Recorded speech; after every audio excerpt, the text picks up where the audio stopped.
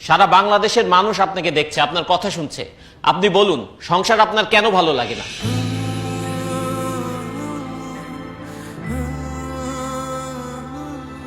আমি যখন অনেক ছোট স্কুলে পড়ি, তখন আমার মা বাবা, স্কুলের শিক্ষক সবাই আমাকে বলেছেন, সুন্দরভাবে পড়াশোনা করো, পরীক্ষায় ভালো রেজাল্ট করো, তাহলে জীবনে সুখ আসবে। আমিও সেই সুখের আশায় দিন রাত পড়াশোনা করতে শুরু করলাম। পরীক্ষা দিলাম, ভালো রেজাল্ট করলাম, পড়াশোনা শেষ করলাম, কিন্তু সুখ পেলাম না। বরং চাকরি নামের একটা দুশ্চিন্তা আমার জীবনে চলে আসলো। সবাই বলতে শুরু করলো, যদি ভালো চাকরি পাও তাহলে জীবনে সুখ পাবা। তাই চাকরির জন্য বিভিন্ন জায়গায় পাগলের মতো ঘুরতে থাকলাম, ইন্টারভিউ দিতে থাকলাম। অবশেষে আমার চাকরিটা হলো ঠিকই, কিন্তু আমার জীবনে সুখ আসলো না। অফিসে কাজের প্রেসার, বসের প্রেসার, প্রমোশনের প্রেসার, আমার জীবন থেকে সুখ আরো বেশি হারিয়ে গেল। এরপরে ভাবলাম, জীবনে যদি একটা বউ আসে তাহলে হয়তো জীবনে সুখ আসবে। বউ আমার পাশে বসে থাকবে, মিষ্টি মিষ্টি কথা বলবে, রান্না করে খাওয়াবে, আদর করে রাতে ঘুম পাড়িয়ে দিবে। তারপর একটা বিয়ে করলাম, কিন্তু তারপর আমার জীবনের সুখ আসেনি। অফিসের প্রেশারের সাথে আমার জীবনে আরেকটা প্রেশার যোগ হইল, সেটার নাম হচ্ছে বউয়ের প্রেশার।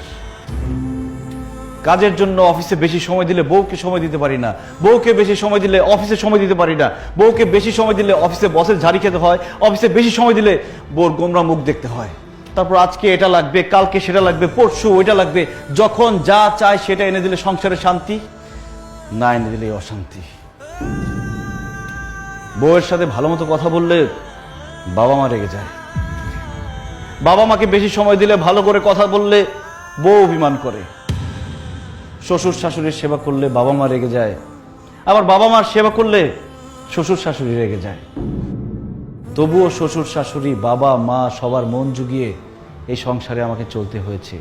ঈদ আসলে সবাইকে নতুন জামা কাপড় কিনে দিতে হয়েছে, কিন্তু ঈদের মধ্যে আমি কোনো নতুন জামা কাপড় কিনতে পেলাম কিনা সেটা কেউ কখনো জানতে চায়নি।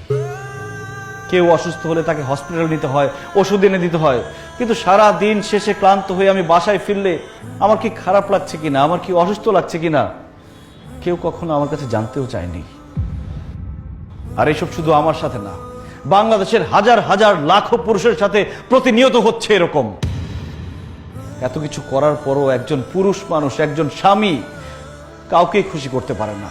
সবার শুধু সেই পুরুষ মানুষটার উপরে কমপ্লেইন আর কমপ্লেইন। তাই সংসার থেকে আমার মন উঠে গেছে। আপন মানুষদেরকে আমার পর মনে হচ্ছে, বাড়িটাকে আমার জেলখানা মনে হচ্ছে।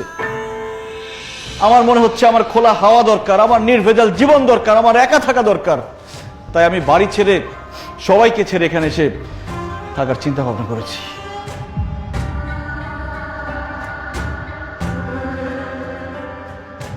মিজান ভাই, এই ঘটনাগুলো আমার সঙ্গেও প্রতিনিয়ত ঘটে। আমারও মনে হয় আমি সবকিছু ছেড়ে ছেড়ে চলে যাই। আপনি তো একদম আমার মনের কথা বলেছেন। মিজান ভাই, আমিও সারাটা জীবন অনেক কষ্ট করছি, কিন্তু কাউরে কখনো সুখী করতে পারি নাই। মাঝে মাঝে মনটা চায় যে সংসার জীবনটা ছাইরা চলে যায়, কিন্তু বাবা মা, বউ বাচ্চা এগো মায়া ছাড়তে পারি না। বাবারে, তুই যা বলছিস তাই দেশের সব পুরুষের সাথেই হয়। পুরুষ কোনোদিন কারো আপন হইতে পারে না। পুরুষ মানুষ শুধু দিয়েই যায়, কারো কাছে সুখ পায় না। তারপরেও পুরুষ সংসার ছেড়ে যেতে পারে না। তার দায়িত্ব হচ্ছে সংসারটাকে আগলে রাখা, সংসারের সব মানুষগুলিকে ভালো রাখা। এই অবস্থাটা হইতো না রে বাবা, যদি আমরা পুরুষরা নারীরে নারী না বলতাম, মানুষ বলতাম, মানুষ ভাবতাম। আর নারীরাও যদি পুরুষ না বইলা মানুষ ভাবত, দুইজন দুইজনরে মানুষ ভাবলে এই সমস্যাগুলি আর হইতো না রে বাবা। জামাই বাবাজি, তুমি যে কথাগুলো বলছো একদম ঠিক বলছো। তুমি বলতে পারছো, কিন্তু আমি সারাটা জীবন বলতে পারি না। তারপরে পুরুষ মানুষ দেখে এভাবেই সংসার করতে হয়, তোমাকে করতে হবে। মিজান, আমাকে তুমি মাফ করে দাও। তোমার স্ত্রী হিসেবে আমার দায়িত্ব ছিল তোমার কষ্টগুলো বোঝা। আমি তোমাকে কথা দিচ্ছি, আজকে থেকে তোমার দুঃখ কষ্ট সব কিছুর আমি খেয়াল রাখবো। প্লিজ বাসায় চলো, চলো না আমরা নতুন করে সুখের সংসার করি। সংসার কখনো সুখের হয় না সেতু। আমার মনে হয় কোনো সুস্থ স্বাভাবিক মানুষ সংসার করতে পারে না। সংসার করতে হলে পাগল হইতে হয়।